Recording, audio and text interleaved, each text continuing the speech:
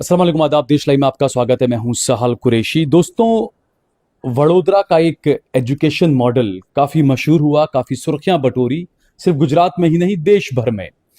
जिस तरीके से मसाजिद का जो इस्तेमाल किया जाता है, हमारे दौर में हमने देखा, मौजूदा दौर में आप देखें तो मसाजिद को सिर्फ मदरसा पढ़ाने के लिए और नमाजें पढ़ने के लिए इस्तेमाल किया जाता है। लेकिन सहाबाओं का जो दौर रहा, पुराने दौर को आप उठाकर देखें तो मसाजिदों से हुकूमतें भी चला करती थी। उस वक्त सेक्रेटरीट नहीं हुआ करते थे, यूनिवर्सिटी भी मसाजिदें ही हुआ करती थी। तो वडोदरा मुस्लिम डॉक्टर एसोसिएशन के डॉक्टर मोहम्मद हुसैन साहब मेरे सामने मौजूद हैं, जो ये पूरा निज़ाम चलाते हैं, और कई सारे बच्चे इसका फैज़ उठा रहे हैं, हासिल कर रहे हैं, और कई बच्चे यहाँ से इम्तिहान पास भी कर चुके हैं। इस वक्त मैं कल्ला में मौजूद हूँ और मोहम्मद हुसैन साहब यहाँ पर कल्ला में एक बेहतरीन एक स्कूल, एक अलग पूरा कैंपस बना हुआ है, हॉस्टल वगैरह है, ये बड़ी खूबसूरत लाइब्रेरी बनाई हुई है। डॉक्टर मोहम्मद हुसैन साहब से हम बात करेंगे। डॉक्टर साहब, जिस तरीके से मसाजिद का इस्तेमाल सही से जो किया जा रहा है, सिर्फ मस्जिदों जो है वो नमाज के लिए नहीं है, मस्जिदें एजुकेशन सिस्टम में भी आप इसको लेकर आए हैं, क्या कहेंगे आपके इस मॉडल के बारे में आप?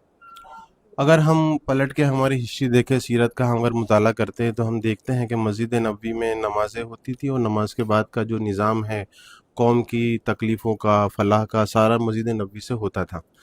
तो हम जब ये देखते हैं हमारे बड़ौदा की परिस्थिति, तो गीच बस्तियां हैं, लोग एक रूम किचन में रहते हैं, त्योहार आते हैं, डीजे बजते हैं, तो बहुत मुश्किल होता है गरीब घर के बच्चे को पढ़ाई करना।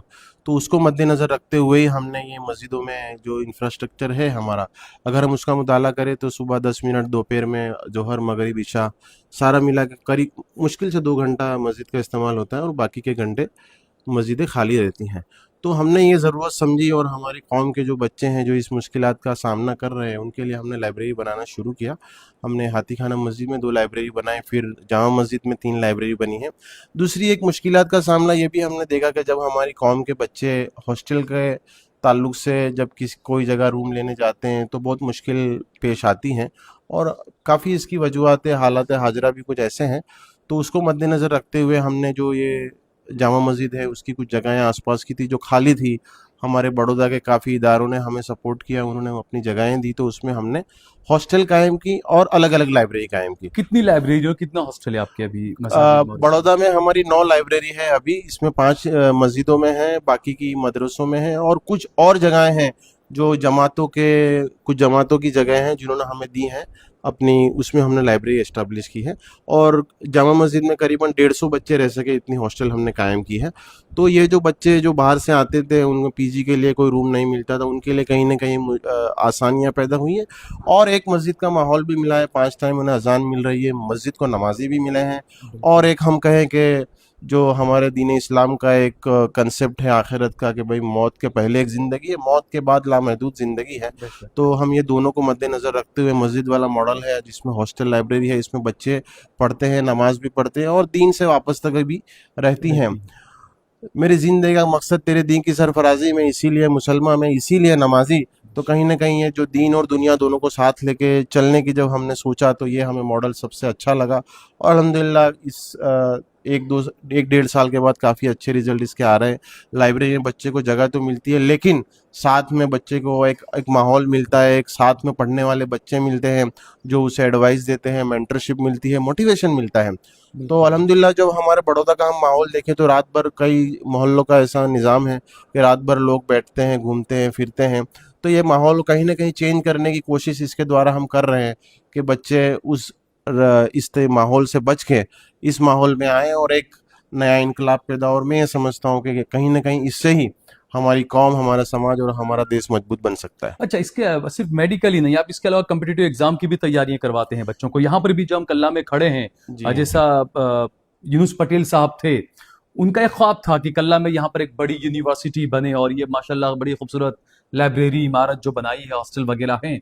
तो यहाँ पर भी आप कम्पिटिटिव एग्जाम की भी तैयारियां यहाँ पर होती है? जी, हमारे जो पूर्व प्रमुख है मरहूम यूनुस पटेल, उनका एक सपना था यहाँ एजुकेशनल पूरा एक कैंपस संकुल बनाने का।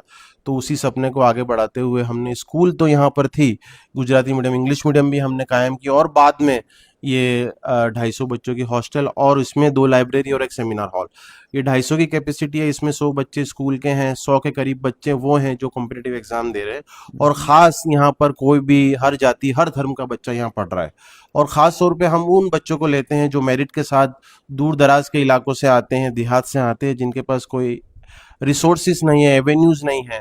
एससी एसटी तबके से ज़्यादा जो आते हैं उन्हें हम ज़्यादा प्रायोरिटीज़ देते हैं और उनको हमने यहाँ पर फ्री में खाने रहने के साथ यहाँ फैसिलिटी रहना प्रोवाइड की है। खाना पीना सब उनके लिए फ्री रहता जी है। जी जी, टोटल जो इस स्क्रूटिनी से जो भी आएगा उसको सारा फ्री प्रोवाइड किया जाएगा। अच्छा, दूसरा जिस तरीके से आपने जो मॉडल बताया वडोदरा का एक मॉडल है, क्योंकि आप एक नॉर्मल लाइब्रेरी भी अगर हमने देखा कि खासकर मुस्लिम इलाकों में देखें या हमारे दलित भाइयों के इलाकों में देखें, तो वहां पर शराब मिल जाएगा, ड्रग्स मिल जाएगा, पनवाड़ी चाय की दुकानें मिल जाएगी आपको, लेकिन वहां आपको लाइब्रेरी नहीं मिलेगी, वहां अच्छी स्कूलें आपको नहीं मिलेगी। अब ऐसे इलाकों में अगर एक अलग से लाइब्रेरी बनानी है तो उसके लिए शहरों में तो बहुत ज्यादा मोटा पैसा लगाओ, जमीन खरीदो, तमाम चीजें। तो दूसरे लोगों को भी ये मॉडल अपनाना चाहिए। मसाजिद का सही इस्तेमाल, इंफ्रास्ट्रक्चर मौजूद है आपके पास में, जी जी, अल्लामा थोड़ा सा उसमें पुशअप करना है जी जी जी, आपको। अल्लामा इकबाल का शेर है, रह गई रस्में अज़ा रूह बिलाली न रही, फलसफा रह गया तलकीन गजाली न रही। तो जो दीन और दुनिया को हमने अलग किया है और उसमें ये वक़फ़ की जो हमारी काफ़ी ज़्यादा प्रॉपर्टीज़ है उसका ऑप्टिमा अगर यूज़ हम एजुकेशन के लिए करें और इस तरह की library, lecture hall, seminar hall, hostel अगर बनेगी वक़फ़ की प्रॉपर्टीज़ में, तो मैं ये समझता हूँ कि इससे हमारा देश, हमारे देशवासियों सारों का विकास होगा और ये इसको और बेहतर तरीके से करने की ज़रूरत है। ठीक है, बहुत बहुत शुक्रिया हमसे बातचीत करने जज़ाकल्लाह।